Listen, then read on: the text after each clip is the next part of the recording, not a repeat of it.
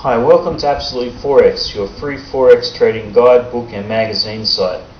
We currently have 17 ebooks available on the right hand side. You can access those through the download link at the bottom or the ebook tab at the top. Once you click those, you have to go through a gateway where you have to submit an email or complete a short survey. Once you've done that, you'll have full access to our books. Today's video is about fundamental versus technical analysis, which is more important.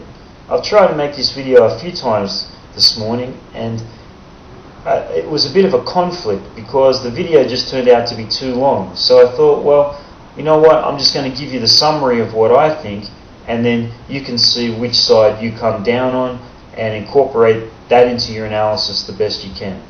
Basically, if I have to give a percentage to each one, which I think is important, I think it's 65% technical, 35% fundamental.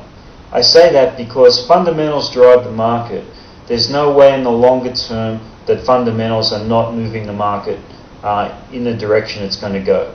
Because monetary policy, fiscal policy, political, social, those things are all world-changing events. And even though the foreign exchange market for a short term can diverge or stay away from what it should be doing, in the longer term, that's just not going to happen. Why is that the case? Well, in foreign exchange we have tons of participants. We have central banks, we have speculators, we have hedge funds, we have options traders, we have corporations buying and selling goods, sending money, repatriating money, buying companies. So there's a huge flow of money around the world. And from that perspective, you have to look at the technical pattern as well 65% of the time, in my view, because even if you think the dollar is going to weaken, it might strengthen 200 or 300 points first because a company is buying another company, or there's an option strike price where the guy's trying to protect that level and can buy and sell with relative impunity.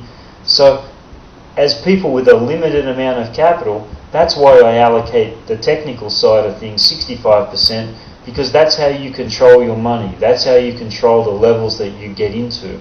That's how you determine, how you can skew the risk reward in your favor. If you just purely traded on fundamentals, you could lose a lot of money in the short term, even though in the long term you would be successful.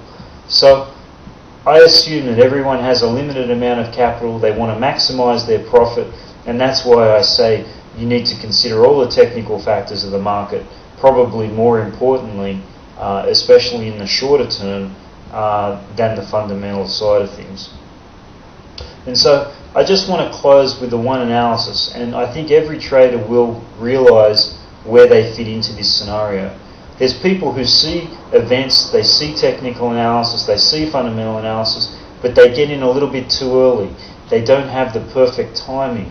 They get in 100 points, 200 points too early, and they have to go through a little bit of pain, stop their positions out a few times before eventually making money.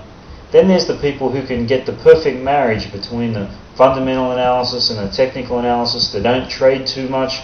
They're just looking at certain signals or indicators they've made, which gets them in that perfect little window of timing where they can maximize their money. Then there's people who never seem to be able to marry the fundamental and technicals together, and they're always selling the low, always buying the high, and they just can't quite seem to get the perfect mix together. So I do feel that there's three types of traders. So hopefully you can figure out whereabouts you sit and make the necessary adjustments to get yourself just in that perfect zone where you can maximize your return from trading foreign exchange. Thank you very much, and we look forward to you in some of our further videos.